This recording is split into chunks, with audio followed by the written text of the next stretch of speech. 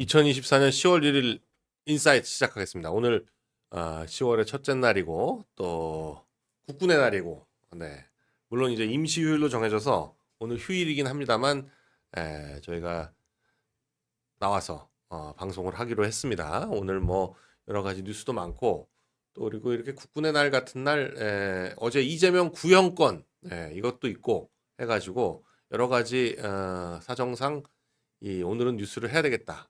근데 다만 이제 오늘 저녁 KNL은 휴일이라서 쉽니다. 인사이트만 오늘 한다. 네, 그렇게 말씀드릴 수 있습니다. 이게 국군의 날이라서 뭐 지금 계속 국군의 날 오늘 이 분열, 그러니까 분열과 열병 뭐 이런 것들을 해서 오랜만에 문재인 때는 뭐 국군의 날이라고 해가지고 시가 행사라든지 이런 거 하나도 안 했었죠. 근데 올해는 지금 시가 행사에서 현무 5, 네, 괴물 폭탄이다라고, 괴물 미사일이다라고 알려져 있는 현무 5, 8톤의 탄두를 장착할 수 있는 그런 미사일. 그리고 이미 뭐 시험 발사 같은 건 다 해가지고 이미 배치가 돼 있다고 알려져 있죠. 그러니까 8톤 정도 되는 탄두면 사실상 전술 핵과 비슷한 정도의 파괴력을 갖는다. 이렇게 얘기해 드릴 수가 있습니다. 그래서 물론 뭐 핵을 가지는 것이 가장 근본적인 해결책이지만 지금 우리 이 방어 안보 라인은 이제 그 북한이 도발하려고 하면 선제적으로 제압한다. 그런 개념으로 접근하고 있기 때문에 선제적 제압을 위해서 가장 필요한 무기 중에 하나가 이 현무 5다. 이렇게 말씀드릴 수 있습니다. 근데 이 전쟁 뭐 이제 거의 뭐 1950년부터 53년까지의 6.25가 지난 지가 벌써 70년이 넘었기 때문에 전쟁의 기억을 가지고 계신 분들은 뭐 이제 거의 없죠. 거의 안 계시다시피 하지만 70대 후반 분들은 좀 그나마 조금씩 기억을 하시려나요? 저희 어머님은 뭐 39년생이셔가지고 초등학생 시절을 이 전쟁통에 보냈기 때문에 전쟁에 대한 기억이 좀 있으신 편인데, 그렇지 않고 뭐 이미 40년대생들만 하더라도 막연히 잘 기억이 안 나시는 뭐 이런 상황이니까 전쟁에 대한 기억이라는 게 거의 대부분의 사람들한테 없는 그런 상황이지만, 이스라엘 또 우크라이나 이런 곳을 보면 언제든지 전쟁이 일어날 수 있다. 이걸 뭐 우리가 전쟁이 안 일어난다라고 확신할 수가 없는 거죠. 우리가 또 하나 의문을 갖는 것은 헤즈볼라는 레바논 정규군이 아니에요. 레바논의 군대가 아닙니다. 헤즈볼라는 그냥 레바논에 존재하고 있는 시아파 무장단체에 불과한데, 그리고 뭐 아주 뭐 많이 쳐줘봤자 헤즈볼라라는 거는 레바논에 있는 한 정당 정도에 불과합니다. 헤즈볼라가 이제 정당을 결성해가지고 레바논에서 의석도 차지하고 있고 그래요. 그런데 레바논이 왜 이렇게 이스라엘이 폭탄을 터뜨리고 미사일을 날리고 하는데도 레바논 정부 차원에서는 흔한 성명 하나도 안 나오고 있습니다. 이런 이유가 뭐냐? 레바논이라는 나라가 지금 사실상 이름만 있지 유명무실한 그런 정부를 구성하고 있다. 이렇게 말씀드릴 수 있습니다. 레바논이 황당한 것이, 레바논은 원래 이 독립할 때 당시에는 기독교 국가다. 뭐 이렇게 알려져 있었어요. 레바논이 중동에서 거의 유일한 기독교 국가다라고 알려져 있는데, 이제 레바논이 믿는 기독교는 좀 이렇게 그 카톨릭이나 정교 이런 게 아니고 약간 원시 기독교 비슷해요. 그러니까 좀 다릅니다. 그러니까 레바논이 믿는 기독교는 뭐랄까 콥트교라고 해야 될지 뭐 하여간 좀 약간 다릅니다. 다르지만 하여간 기독교예요. 하여간 기독교입니다. 그런데 아마 삼위일체도 인정하지 않고 이게 그 삼위일체를 인정한 게 그 트리스티 공의회, 그러니까 니케아 공의회였나요? 313년에 니케아 공의회에서 트리니티, 그러니까 삼위일체라는 걸 처음 인정하기 시작했는데, 그 이전에, 그러니까 예수 탄생부터 313년까지 300년 동안은 그러면 그 기독교는 도대체 뭘 믿었냐? 이런 의문을 가질 수 있는데 그때 있었던 기독교 형태를 갖추고 있는 것이 레바논에 있는 기독교 신자들이다. 또 이집트에도 기독교 신자들이 좀 있는데 그런 이집트에 있는 기독교 신자들 아마 콥트교라 그러던가 뭐 그럴 거예요. 거기는 그러니까 로마 카톨릭이나 아니면 그리스나 이쪽 발칸반도 쪽의 정교 이쪽 그 정교들 동방 정교들 그런 정교 형태도 아니고 그렇다고 해서 마틴 루터 이후에 프로테스탄트도 아닌 이게 좀 독특한 형태의 기독교를 믿는다라고 할 수 있는데 하여간 기독교도로 출발을 했는데 주위에 있는 중동 국가에 있는 이슬람 교도들이 레바논으로 밀려들면서 이슬람 내부에 당연히 그 이슬람 교도들은 시아파와 수니파가 있으니까 시아파, 수니파 그리고 기독교 이렇게 3개의 종파가 엄청나게 내전 상태를 벌이면서 정부가 제대로 운영이 안 되니까 국제사회가 개입을 해가지고 레바논에 대해서 레바논의 대통령, 국회의장, 총리 이 세 사람을 각 정파에서 한 명씩 기독교에서 대통령, 국회의장은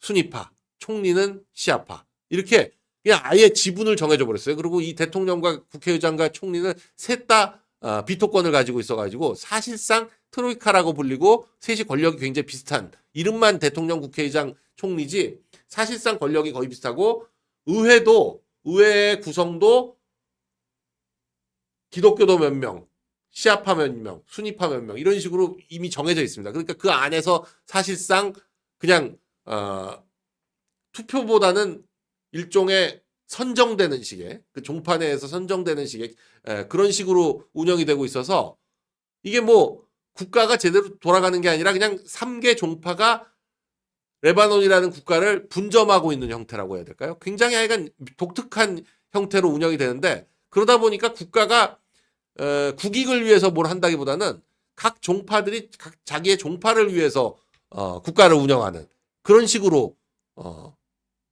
나라가 지배가 되다 보니까 엉망이 됐고 그나마 2018년 이때까지만 하더라도 달러를 예치하면 10% 이자를 준다. 이런 식의 정책을 써가지고 해외에서 좀 달러가 밀려 들었어요. 그래가지고 달러가 유지가 됐었는데 알고 보니까 그 10% 이자라는 게 폰지 사기 형태, 새로운 돈 받아가지고 기존에 있는 사람들 이자 주는 형태 이런 게 밝혀지는 바람에 대거 돈이 빠져나가면서 국가가 파산 상태에 접어들었습니다. 그래서 지금은 레바논이라는 국가들 그리고 거기에다가 이제 코로나까지 밀려들면서 당시 레바논 인구의 반이 코로나에 전염됐다, 감염됐다라고 할 정도로 이 국가의 상태가 지금 레바논이 엉망진창이 된 거죠. 그래서 한때는 거의 국민소득이 10,000불까지 올라갔다가 2017년, 18년까지는 지금은 국민소득을 아예 이 CIA 자료나 우리 외교부 자료나 어디를 보더라도 레바논의 국민소득이 얼마인지 파악이 안 되는 지금 그런 수준의 왜냐면 정부가 제대로 돌아가질 않으니까 국민소득도 파악이 안 되는 수준의 그런 상황으로 나라가 거의 망했다라고 해도 과언이 아닌 지금 그런 상황입니다. 그러다 보니까 이스라엘이 레바논 베이루트에다 대고 그냥 폭격을 하고 삐삐 폭탄을 터뜨려 가지고 헤즈볼라를 암살하고 이런 형태를 보여도 레바논 정부 차원에서는 성명 하나가 안 나오고 있습니다. 미켈란젤로님 감사합니다. 네. 네. 휴일에도 방송하고 아침에 커피 2잔 때리고 일하신다고요. 네. 자, 그래서 그나마 중동에서 국가 체제를 제대로 유지하고 있는 나라 정말 많지 않다. 그렇게 말씀드릴 수 있습니다. 네. 자, 파월 의장이 금리 인하에 대해서 지금 11월에 또 한 번 비컷을 하지 않겠냐. 9월에 비컷을 하고 11월에 또 한 번 0.5% 내리지 않겠냐. 이런 기대가 상당히 있었는데 여기에 대해서 올해 금리 인하를 더 서두르지는 않겠다라고 해서 비컷을 하는 건 아닐 것 같다라고 얘기가 나오고 있습니다. 다만 11월에도 0.25% 내리고 12월에도 0.25% 내려서 연말까지는 4.25% 수준으로 떨어뜨리겠다라는 거는 지금 이제 정책 방향은 정해져 있는데 그거보다 더 서두르지는 않는다라고 얘기를 했습니다. 그런데 이 파월의 얘기는 언제든지 경제 데이터 상황에 따라서 바뀔 수 있다. 이제 그렇게 받아들이시면 될 것 같아요. 파월 의장의 정확한 말은 앞으로 나올 경제 데이터가 지금처럼 일관되게 유지된다면 올해 2번 더 금리를 인하할 가능성이 있다. 다만 기준금리를 빠르게 내리려는 사전에 준비된 계획은 없다. 이런 말이니까 데이터 보고 하겠다는 얘기죠.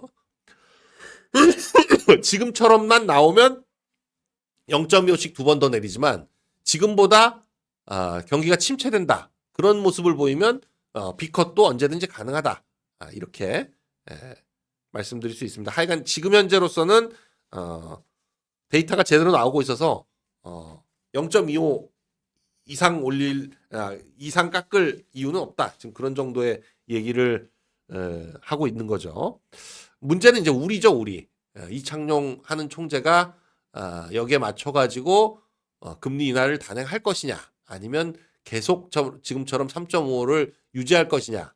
이 10월 달에 상황을 한번 지켜봐야 됩니다. 지금 9월에는 13개월인가 14개월째 연속 동결을 했었는데 그 동결한 이후에 지금 B컷이 나왔고, 그러니까 10월에 과연 어떻게 할 것인지 한번 지켜봐야 될 그런 상황입니다. 아마도 0.25 정도는 내리지 않을까 그렇게 생각이 드는데 한번 보시죠. 자, 중국 음란 사이트에 한국 룸카페, 왁싱숍 이런 영상들이 대거 나오고 있는데 이게 왜 이런 일이 벌어지느냐?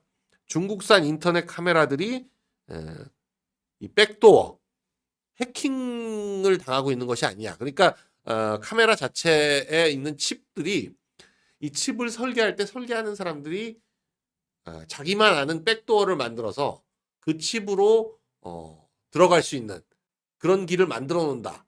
이거 소프트웨어도 마찬가지. 소프트웨어를 만들 때도 이 백도어를 만들어 가지고 개발자들은 그 소프트웨어에 은밀하게 침투할 수 있다. 뭐 이런 식의 얘기들을 하는데 그 백도어라는 거는 뭐 겉으로 보기에는 알 수가 없죠. 그 프로그램을 설계한 사람이 아니면 그냥 봐가지고는 이게 뭐 백도어인지 백도어가 존재하는지 아닌지 그런 걸 알 수가 없는데, 근데 이런 영상이 유포되는 걸로 봐서는 이거는 이제 그 CCTV를 달아놓은 것들, CCTV를 달아놓은 카메라에 뭔가 외부에서 들어와서 영상을 빼돌린 것이 아니냐.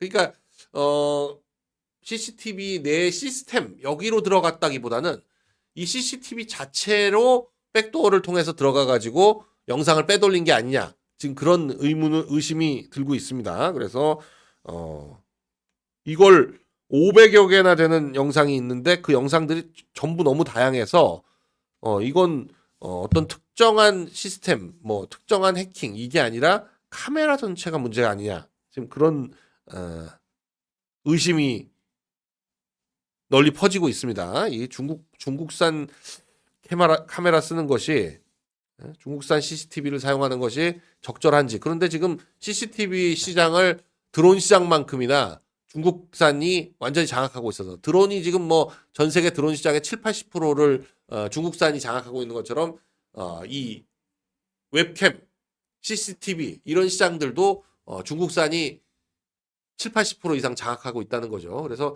여기서 중국산이 불안하다고 해가지고 안 쓸 수 있는 건지 또 그것도 의문입니다.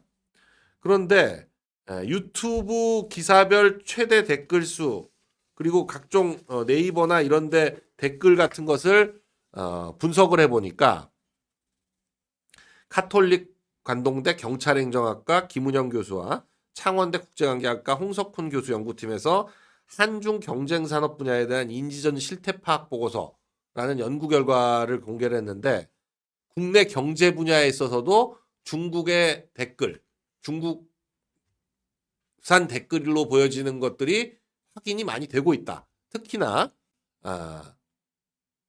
뭐 한국 자동차, 뭐 한국 스마트폰, 중국 전기차 뭐 이런 것들과 관련해 가지고 한국산을 비하하고 중국산이 최고다. 뭐 이런 식으로 얘기하는 건데 이게 확인을 해보면 중국식 번역체, 도저히 한국 사람이 썼다고 볼 수 없는 글들, 그리고 중국 고유 아이디, 프로필 특성, 동일 아이디의 반복 댓글 이런 것들에 대해서 중국인으로 추정되는 의심 계정들을 네이버에서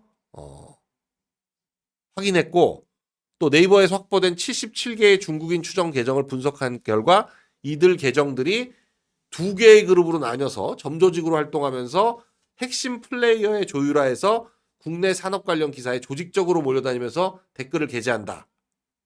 네. 한국인들이 주로 댓글을 작성하는 기사에 중국인 의심자들이 댓글을 더 많이 게시한다. 그러니까 관심이 많은 기사일수록 더 쫓아와가지고 댓글을 다는 거죠.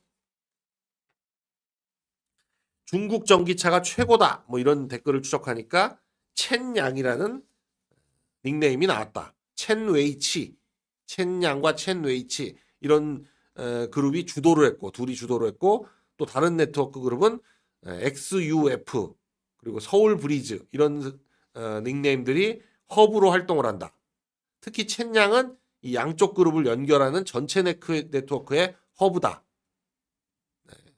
이 77개 계정에 대한 소셜 네트워크 분석 결과 이런 식으로 첸양의 지휘하에 2개 그룹이 댓글을 단다. 이렇게 말씀드릴 수 있는 거죠. 현대차는 안 되지. 중국 전기차가 최고다. 현기차는 뽑기다. 이미 출고장 나서 서명하면 이후부터는 AS, 샤오미가 대응은 좋은 거다. 뭐 이런 식의 중국 업체가 더 앞서 나가는 것 같다. 뭐 이런 식의 댓글들. 또 김건희 여사의 중국 틱톡 사이트 글들 같은 거 이런 거 보면 김건희 여사를 일방적으로 비난하는 그런 댓글들인데 보시면 이 닉네임들이 한국 사람으로 안 보이죠. LC진이 제자도 한국식 그 한자가 아닌 저런 간체 789 AY 그러면서 작천 그러니까 어제라는 뜻이에요. 당당 지구인 SNN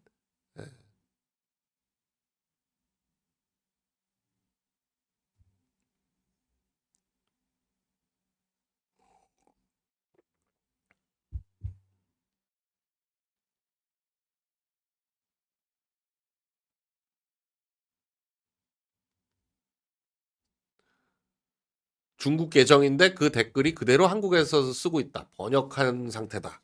이런 댓글들인데 여기에 대해서 저희가 뭐 오래전부터 말씀드렸지만 이 댓글들 선거 때도 그렇고 이게 그 댓글의 영향력 이런 것들을 좀 감소시키기 위해서라도 댓글의 국적을 표기해야 된다. 댓글 국적 표기 의무화 법안을 나경원 의원이 추진하겠다. 네.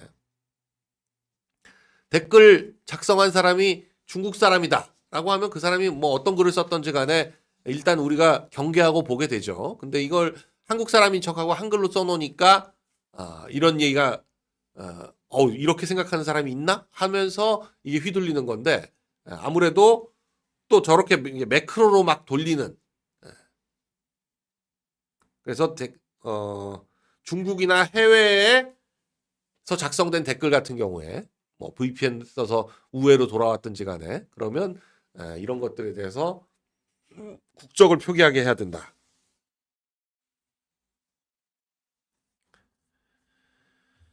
자, 북한 군인들이 지금 뭐 데일리 NK 북한 전문 매체죠. 여기서 북한의 양강도에 있는 소식통들을 이용해서 북한 군인들이 흉기까지 들고 주변 민가를 약탈하고 있다. 지금 김정은이 군이 보유하고 있는 창고에서 식량을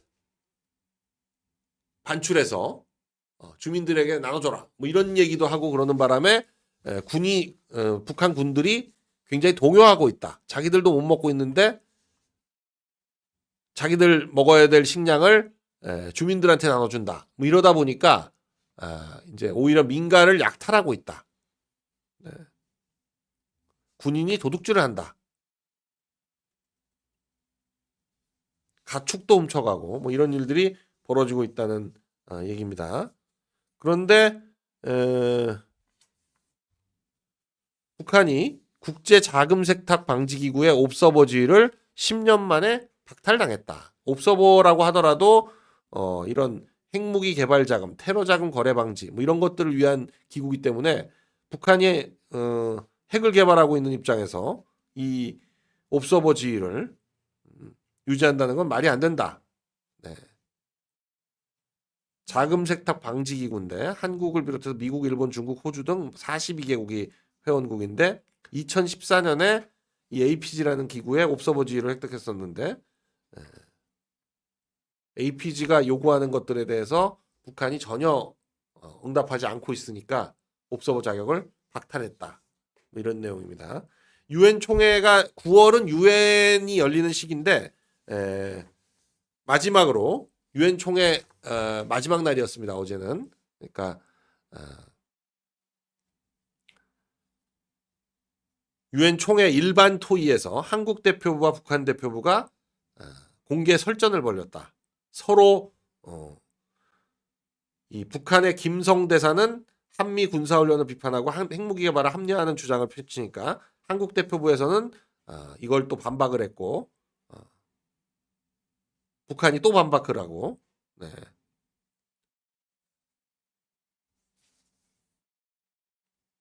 유엔이 한 남북 간의 공개 토론장이 되어버렸다. 네. 좀 늦어졌긴 했지만 하여간 지연된 정의는 정의가 아니다. 네. Justice delayed is justice denied. 뭐 이런 표현이죠. 그러니까 지연된 정의는 정의가 아니다. 뭐 이렇게 얘기하는데 어찌됐건 이 충북 동지의 사건 뭐 굉장히 오래 걸렸습니다. 이 재판하는 데만도 몇 년이 걸린 것 같은데 기소된 지 3년 만에 2021년 9월에 기소됐는데 3년 만에 드디어 판결이 나왔는데 충북 동지의 연락책에 대해서 징역 14년 법정 구속을 했고요. 네.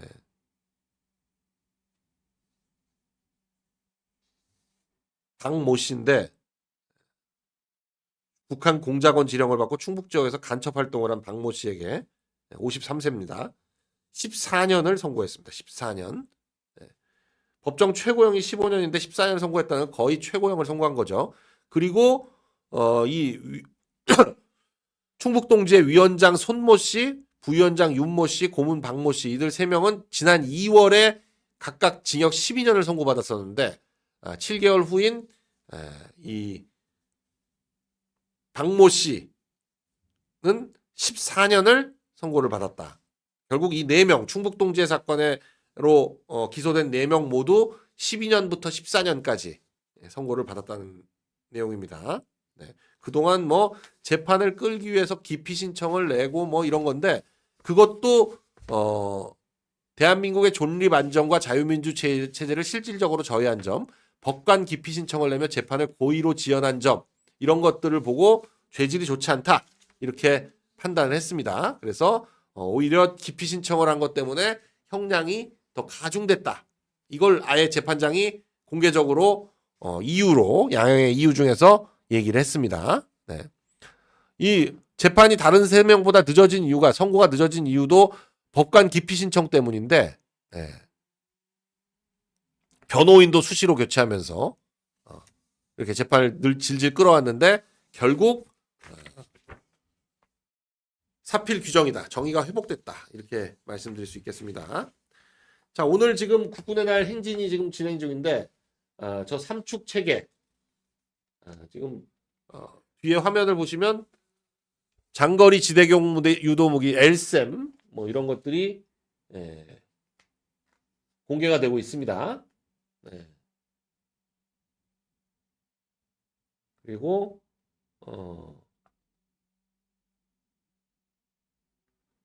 현무 지대지 미사일 현무가 나오는데 저 바퀴 수를 자세히 봐주세요. 지금 4개의 바퀴 저 정도면 사이즈가 그렇게 큰 건 아니죠. 어, 지금 북한은 지금 바퀴 12개까지 있으니까 지금 5개짜리 현무도 5개짜리가 있고 자 이걸 보시죠. 바퀴 9개짜리 현무가 나오고 있습니다.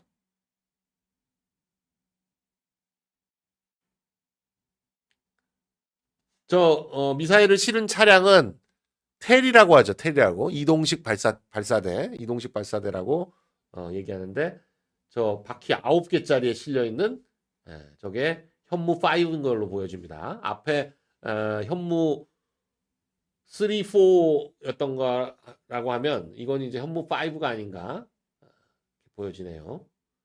일단 통이 엄청나게 굵잖아요.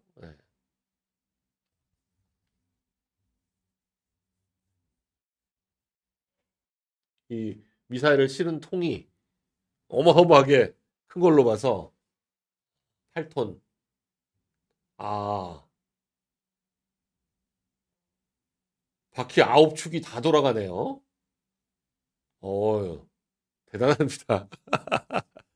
보통은 25톤 트럭, 25톤 트럭 같은 경우에는 앞사발이라 그래서 앞에 네 바퀴가 이렇게 턴을 하거든요. 뒤에 바퀴는 그 뒤에 있는 8바퀴는 그냥 그대로 있고 앞에 두 바퀴가 아니라 네 바퀴가 이렇게 도는데 이건 지금 9개 바퀴가 다 같이 저렇게 돌아서 그냥 뭐 이렇게 도는 게 아니라 차체 자체가 이렇게 도는 옆으로 이동하는 굉장히 멋있네요. 저런 거 처음 봐서 야, 9개 축, 이게 18개 바퀴가 동시에 이렇게 움직이는 예, 엄청난데요. 네.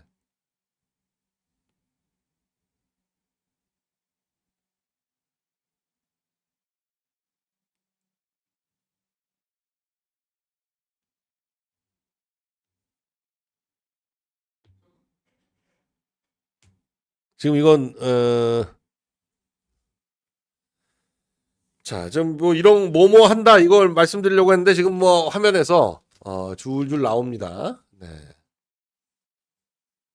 시그너스 이 보잉 737을 에어버스 330을 개조한 건가요? 303 KC 330으로 되어 있는 거 보니까 네. 공중급유기는 이제 수송기처럼 쓰는데 이게 되게 이제 민간 여객기를 개조한 형태인데 네. 성남 비행장입니다. 성남 비행장. 네.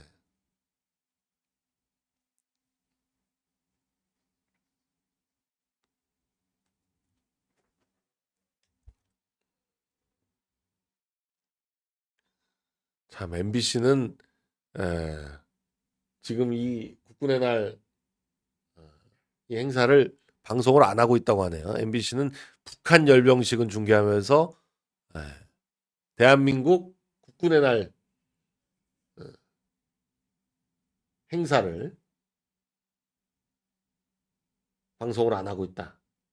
자, KF-21입니다. 대한민국이 개발한 초음속 전투기고 이 KF-21이 F-21 랩터 F-22 랩터를 와 모양이 거의 유사하다고 해가지고 미니 랩터다. 뭐 그렇게까지 알려져 있는데 저 KF-21을 설계한 장본인이 랩터를 설계할 때 그 팀에 있었던 분이 한국 분이 와서 설계했다. 그래서 KF-21이 거의 F-22 랩터 세계 최강의 전투기죠. 지금 현재 있는 그 랩터와 굉장히 모양도 유사하고 물론 이제 스텔스 성능 같은 거 좀 떨어지지만 지금 F-35입니다. F-35. 이 스텔스기는 모양이 벌써 좀 독특하고 밖에 색깔도 이 전파를 흡수할 수 있는 그런 그래서 북한은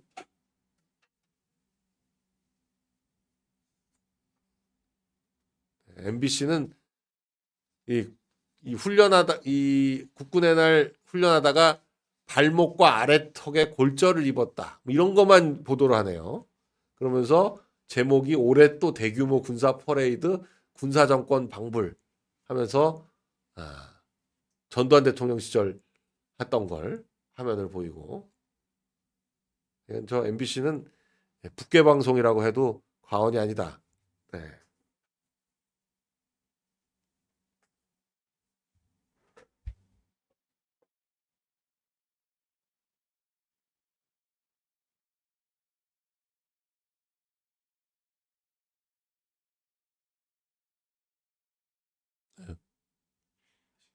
네. 자, B1B가 지금 날고 있습니다. 네. 미국의 전략 폭격기 3대 전략 폭격기 B-52, B-1B, B-2 세 개 중에서 무장을 가장 많이 할 수 있는 그런 57톤입니다. 57톤. B-52 스트레토 그 하나, B2 약 30톤대를 무장을 할 수 있는데, 이 B1B는 57톤의 무장을 할 수가 있어서 이게 뭐 한 번 뜰 때 많이 폭격할 수 있으면 폭격기로서는 최고죠. 뭐 B1B가 역시 뭐 이스라엘 폭격하는 것도 봐도 뭐 비행기 많이 떠가지고 그냥 와장창 때리면 폭격의 목적을 달성을 할 수 있는 거죠. 맘참새님 감사합니다. 네. 자, 윤 대통령의 국군의 날 기념사는 북한이 핵 사용을 기도하면 그날이 정권 종말의 날이다. 네.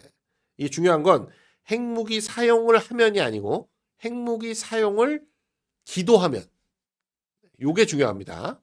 핵무기를 사용하도록 놔두지 않겠다는 거죠.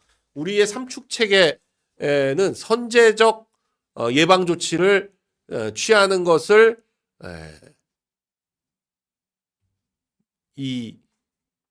예상하고 있는 겁니다. 그러니까 핵 공격을 당하지 않고 북한이 핵 사용을 할 것이 확실해졌다라고 하는 순간 우리가 먼저 때린다 이건데, 이거는 뭐 미국과 일본, 우리나라 지금 뭐 군사 정보를 상호 교환하고 있는데, 이 미국의 엄청난 전략 정보 자산 이런 것들로 뭐 예전 같으면 최소 72시간 전, 지금도 뭐 북한이 뭐 저런 텔이라든지 이런 것들을 많이 갖추고 있어서 36시간 정도로 줄었다고 하지만 36시간 전에는 북한이 핵 사용을 할 것이다 라는 것을 예상할 수 있다는 거죠. 그러면 그 36시간 내에 결단을 내려서 북한이 핵 사용을 하려고 한다는 걸 하면 그 기도하는 것 자체를 완전히 무력화시키겠다.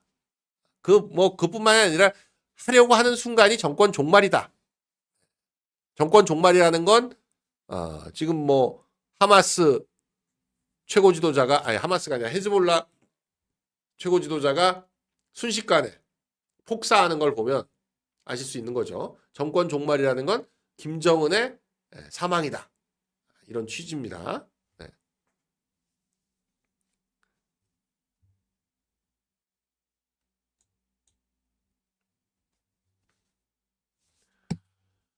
자, 다만 이제 우리 군 간부들이 작년에 6,903명을 못 채웠고 희망 전역이 3,764명이다. 그래서 요새 지금 뭐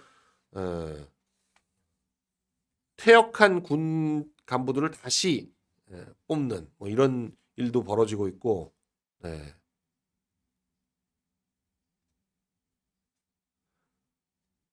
군 간부의 유입과 안정적 관리 유지를 위해서 재정적 유인 수단 확대, 그리고 중장기 간부 근무 여건 개선 이런 것들을 관철해 나가겠다. 이렇게.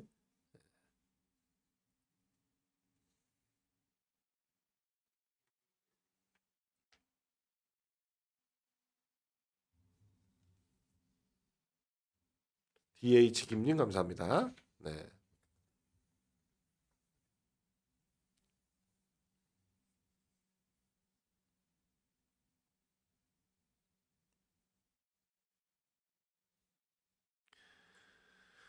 자, 지금 슬로바키아 총리가 한국을 공식 방문하고 있는데 윤 대통령과 어제 용산 대통령실에서 정상회담을 진행을 했다는 거죠. 근데 중요한 건 지금 슬로바키아도 원전을 신규 건설하겠다.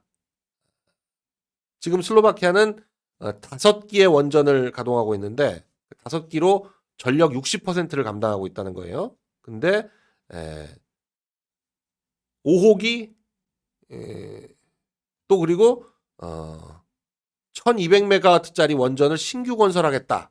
그런 계획을 5월 달에 발표를 했기 때문에 지금 신규 원전 사업을 한국과 프랑스, 미국 3국에 대해서 계약 가능성을 열어놓겠다. 이렇게 밝히고 있어서 일단 러시아를 제외를 했습니다. 러시아 국영원자력 기업 로사톰을 후보군에서 제외를 해서 한국, 프랑스, 미국만 남는데 이렇게 되면 체코하고 굉장히 상황이 비슷해지는 게 미국하고 프랑스는 지금 한국보다 한 3배 됩니다.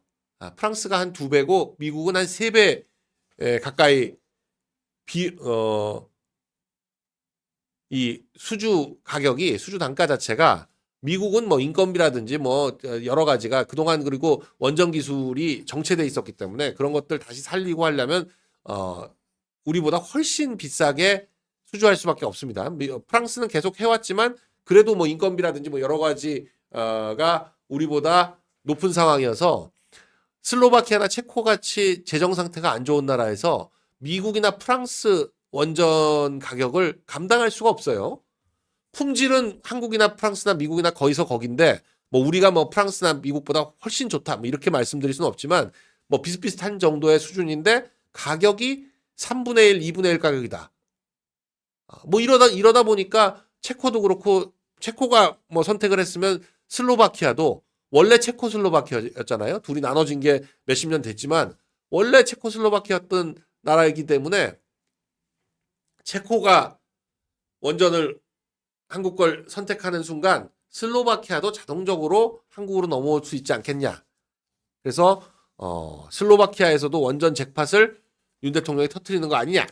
지금 그런 기대를 해보고 있습니다. 내일 김건희 특검법, 해병대원 특검법 이런 거 아마 거부권을 행사할 거 10월 5일까지이기 때문에 내일 이걸 행사하면 민주당은 주말이라도 5일이라도 국회를 열어가지고 재의결을 하겠다. 지금 10월 7일부터 국정감사가 진행이 오고요. 10월 10일이면 국회의원 선거 공소시효가 만료가 됩니다. 그래서 지금 이 김건희 여사 혐의 중에 야당이 얘기하는 혐의 중에 뭐 공천 개입 이런 것도 있기 때문에 10월 10일이 공소시효라서 그 전까지 하여간 총력전을 펼치겠다. 지금 민주당은 그러고 있는데 지금 뭐 이 재의결을 한다고 해가지고 이 법이 통과할 가능성은 거의 없어 보인다. 이미 이제 국힘이 그 인권위원 뒤통수를 맞은 이후로 훨씬 국힘 의원들 간의 단결력이 더 강해지는 바람에 이게 뭐 표단속이 안 될 것이다. 8표인데 8표가 빠져나갈 가능성은 거의 없지 않느냐. 지금 그렇게 얘기되고 있습니다. 참이해님, 정재군님 감사합니다.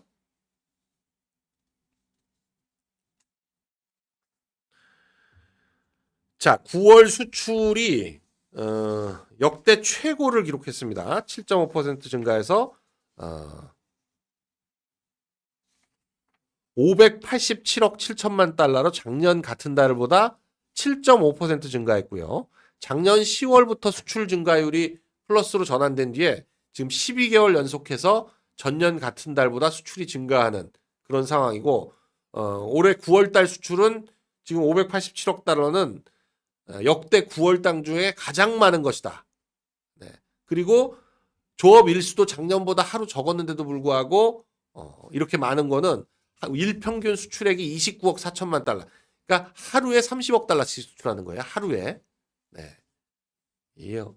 조업 일수. 그러니까 워킹데이로 왔을 때 하루에 30억 달러씩 수출한다. 엄청난 수출입니다. 반도체가 특히나 136억 달러로 작년보다 37.1% 증가해서 자동차도 증가하고요. 대중 수출액, 대미 수출액 다 증가했습니다.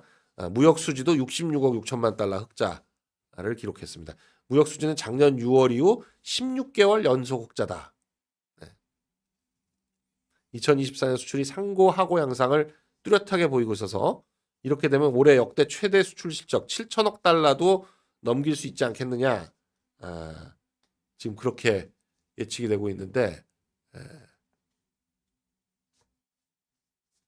일본의 수출을 일본보다 지금 상반기에는 더 많이 했는데 이렇게 가면 하반기에까지 잘하면 일본의 수출 액수를 넘기고 세계 5위권에 들어갈 수 있지 않겠나. 그런 기대를 해봅니다. 일본보다 수출을 더 많이 한다. 엄청난 일이죠. 우리가 일본보다 수출을 많이 하는 그런 일이 벌어진다면 참 살아서 사실 소니 이게 삼성이 소니를 이겼을 때만 하더라도 실감이 안 났었는데 지금 뭐 일본을 우리가 자, 이재명에 대한 징역 3년이 어제 구형됐습니다. 사실 오늘 방송을 결심한 것도 이 구형 소식을 꼭 전화 들으면서 함께 이 얘기를 해보자라는 차원에서 재판 선고일은 11월 25일로 결정됐습니다. 그러니까 11월 15일에 공직선거법 이거 2년 구형됐죠. 징역 2년 구형됐는데 이 공직선거법 사건 그리고 11월 25일에는 위증교사 사건. 근데 뭐 두 사건 모두 유죄가 나오는 건 확실한데 과연 형량이 어떻게 될 것이냐. 일단 공직선거법으로 실형이 선고돼서 구속될 가능성은 제가 보기엔 그렇게 많지 않아요. 그래서 공직선거법에서는 제가 볼 때 징역 2년을 구형한 걸로 봐서 그리고 유죄가 난다면 벌금이 아니라 집행유예가 나올 가능성이 굉장히 높다. 1년에 2년이나 1년 6월에 3년이나 뭐 이렇게 집행유예가 선고될 가능성이 높고 공직선거법으로는 그리고 이 위증교사 사건이 지금 아주 일관되게 이재명이 이걸 부인하고 있고 검찰을 욕하고 있고 재판부마저 비난하고 있고 뭐 이런 상황이기 때문에 제가 볼 때 위증교사 사건에서 일반적으로 그냥 보통의 판사라면 이건 실형을 때린다. 실형 때리고 법정 구속을 한다. 그렇게 봅니다. 그런데 물론 이제 그러니까 제1당 야당 대표, 제1당의 대표고 전직 대선 후보이기 때문에 과연 실형을 선고해서 법정 구속을 할 것이냐, 실형을 선고하더라도 법정 구속까지 시킬 것이냐, 이건 뭐 조금 지켜봐야 됩니다. 이 강단이 있는 판사라면 그리고 일반적으로는 당연히 이런 위증교사 사건에서 이걸 부인하고 있다. 위증을 한 사람은 자백을 하는데 교사한 사람이 이걸 부인하고 있다라고 했을 때 위증교사가 인정이 되면 실형이 나가는 게 당연한 겁니다. 실형이 나가는 게 당연한 거예요. 그런데 과연 실형과 법정 구속을 하는 게 당연한 건데 과연 그런 일반적인 선례를 따를 것이냐. 네. 검찰은 지금 위증 교사 사건 이런 사건에서 94% 이상 유죄가 나왔다. 뭐 징역형 이상이 나왔다. 뭐 이런 자료까지 지금 공개를 하고 있어요. 그래서 이재명이 뭐 하도 짜집기다 뭐 이런 식으로 이상한 소리를 하니까 이 파일도 다 공개를 하고 김진성과 통화한 그 파일도 공개를 하고 있습니다. 그래서 심지어는 지금 이 위증교사 사건은 작년에 영장을 기각했던 이재명에 대한 구속영장을 기각했던 유창훈 판사조차도 위증교사 혐의에 대해서는 소명이 된 듯하다라고 할 정도라서 지금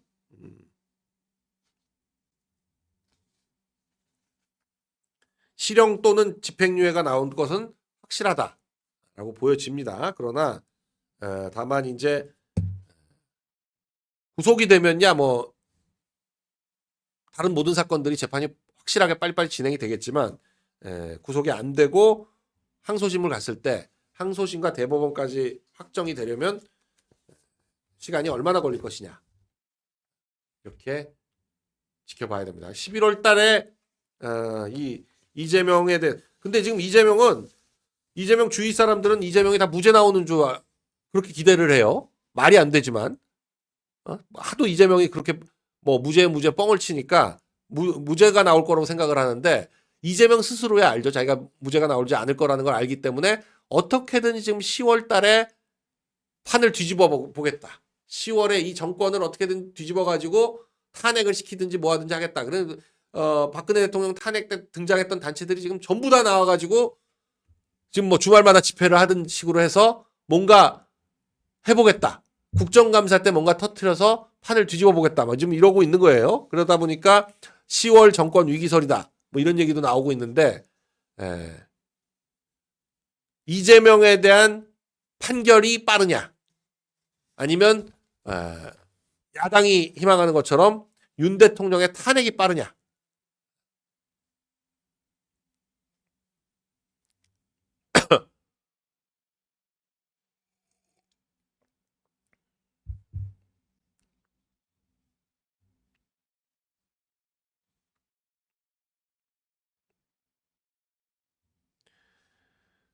최근 6년 검찰이 얘기한 거에 따르면 이 위증사범이나 교사범은 5년 이하의 징역 선고인데 양형 기준은 보통 이제 징역 6개월부터 징역 1년 6월 요 정도를 보통 한다고 양형 기준은 돼 있죠. 근데 가중 시에는 징역 3년까지 선고가 가능하다. 그러면서 최근 6년간 유죄가 확정된 위증교사 사범 195명 중에 실형이 35.4%, 징역형의 집행유예가 58.4%라서 전체의 94.8%가 실형이다. 징역형이 선고가 됐다라는 점을 검찰이 강조를 했습니다. 벌금형을 선고한 비율은 6.2%에 불과했다.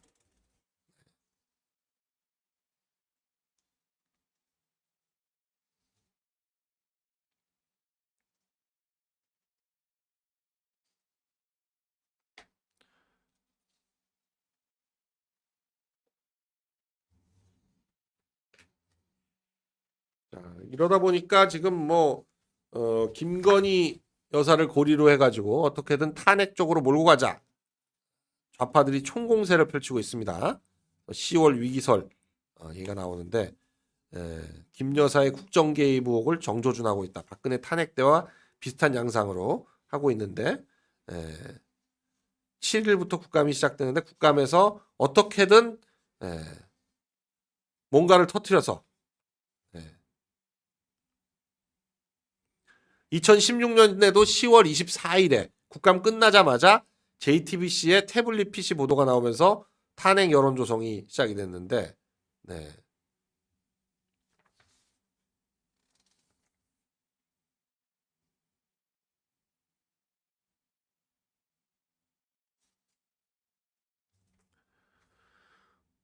JTBC와 MBC의 공작이 과연 이번에도 통할 것이냐 지켜봐야 됩니다.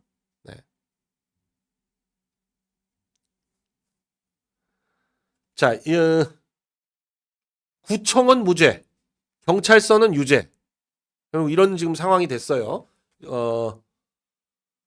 용산의 이태원 사건에 대해서 지금 판결이 계속 선고가 되고 있는데 당시 용산 서장은 지금 금고 3년이 나왔습니다. 금고 3년이 징역 7년을 구형했었는데 금고 3년형의 선고가 나왔고 1심에서 당시 구청장은 역시 징역 7년을 구형했는데 무죄가 선고가 됐습니다. 박희영 구청장은. 그러니까 구청장에 대해서는 무죄, 용산 경찰서장에 대해서는 금고 3년. 그러니까 경찰은 이 위험 상황에 대해서 예견하고 대처해야 될 의무가 있다. 그래서 업무상 과실이다. 이걸 인정한 거고 구청장은 그렇게 인정하기 좀 어렵다. 이런 거죠.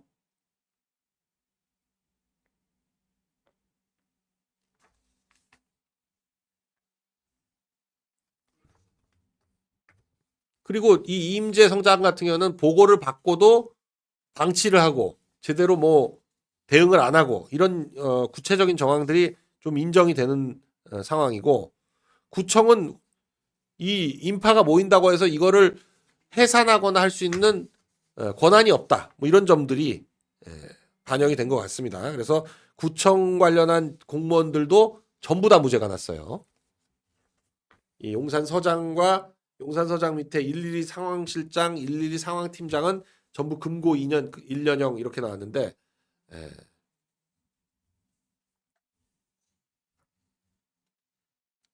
자, 윤 대통령이 내일 2일이죠. 추경호 원내대표와 여당 소속 국회 상임위원장, 여당 상임위 간사단, 그러니까 국감을 앞두고 국회 대책을 원내대표 및 상임위원장단과 함께 하겠다. 이런 상황입니다. 근데 한동훈 대표를 빼고 만난다.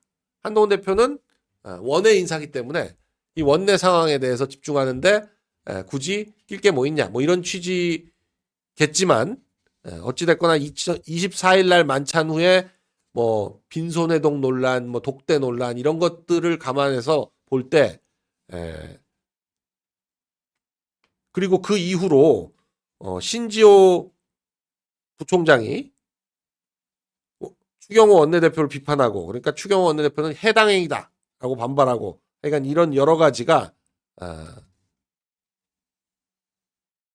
있는 상황에서 원내 지도부만 따로 만난다. 이건 뭘 의미하는 거냐?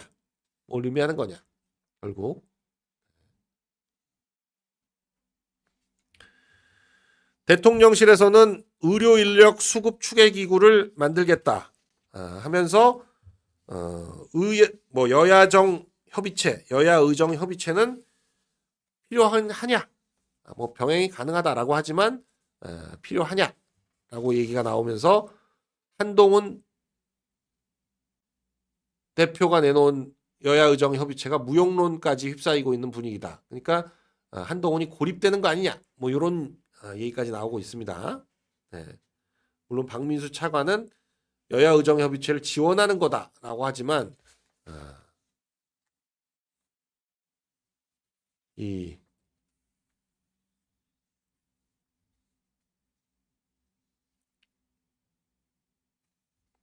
과연 그런 것인지.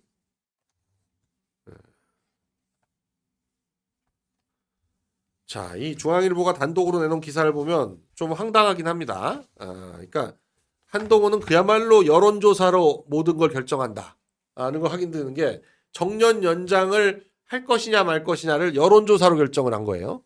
여론조사 해보니까 정년 연장하자는 여론이 더 높다. 그러니까 방향을 틀어서 찬성 쪽으로 하니까 정년 연장을 핵심 정책으로 내세우겠다. 지금 이러고 있는 거예요. 그동안 모든 정권에서 정년 연장 문제가 이제 국민연금 수급이 65세니까 그러면 정년이 60세인데 그럼 5년간은 어떻게 원금을 낼 거냐, 뭐 이런 문제도 있고 해서 연금 문제와 맞물려서 정년 연장 얘기가 계속 있었는데도 불구하고 이걸 건드리지 못한 게, 결국 정년을 연장한다는 건 노인 일자리를 유지해 주는 대신에 청년 일자리를 뺏는 효과가 되는 거죠. 노인들이 안 나가면 그만큼 청년들이 일할 자리가 없어지는 거예요. 그러니까 이걸 섣불리 정년 연장에 대해서 얘기를 못 했었는데 이게 찬성 여론이 높다. 제가 볼 때는 청년들은 여기에 응답을 안 한 거고, 50대, 60대, 70대 여기는 정년 연장하자는데 찬성을 많이 한 거죠. 여기 원래 응답률이 높은데. 그래서 이걸 여론조사로 한다는 건, 여론조사라는 것 자체가 얼마나 믿을만 하냐부터가 나와야 되는데,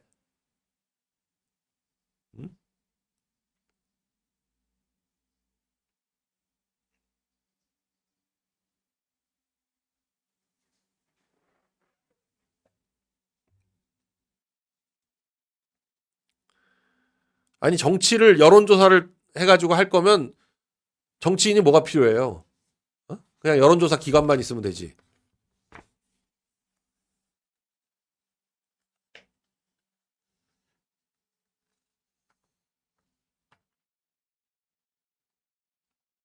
이리스 와리리스니 감사합니다. 네. 자, 김영선과 명태균에 대해서 검찰이 압수수색을 했다. 이 본격적으로 수사를 하겠다. 김영선, 명태균뿐만 아니라 이걸 통해서 이준석과 천하람까지 타고 올라가야죠. 예. 이 김영선과 명태균은 정치자금법 위반으로 지금 김영선의 창원자택, 고향자택, 그리고 명씨의 창원자택 및 명씨의 여론조사업체 미래한국연구소, 또 김영선의 회계 담당자 A씨의 김해자택, 이렇게 5군데를 압수수색을 했다는 건데 세 사람 모두 정치자금법 위반 혐의를 받고 있다는 거예요. 근데 제가 볼 때는 이 명태균의 계좌를 털다 보면 분명히 이준석도 연결이 되지 않겠나. 이준석이 대표 선거라든지 뭐 선거를 하면서 명태균과 여러 가지로 합작을 한 게 아니냐.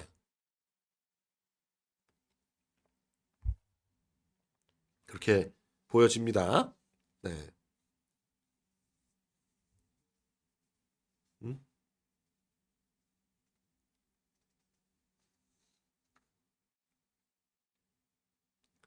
9천만 원을 지금 2022년 6월 1일 부터 지방선거에서 당선된 이후에 2022년 8월부터 수십 차례에 걸쳐서 9천만 원을 명 씨한테 줬는데 월급 받으면 그중에 일부를 줬다는 거죠. 그래서 이걸 도대체 왜 준 거냐. 이게 정치자금법 위반이 되고 있습니다. 공직선거법 위반 혐의까지 적용하려면 공소시효가 10일이니까 10일 전까지 결론을 내야 된다. 지금 그렇게 얘기가 나오고 있습니다. 네.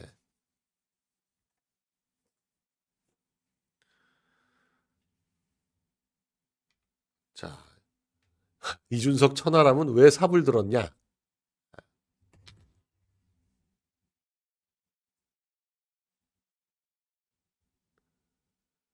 그러면서 주지스님이 뭐 나무를 치무라 그랬다. 근데 그 주지스님은 그런 얘기 한 적 없다. 지금 그런 얘기도 나오고 있고요. 결국 저 홍매화 심어가지고 어찌됐거나 둘 다 배지를 달았어요. 그런 거 보면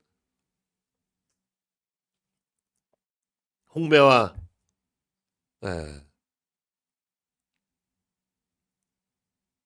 효과가 있었는지 마이프린스님 감사합니다. 네.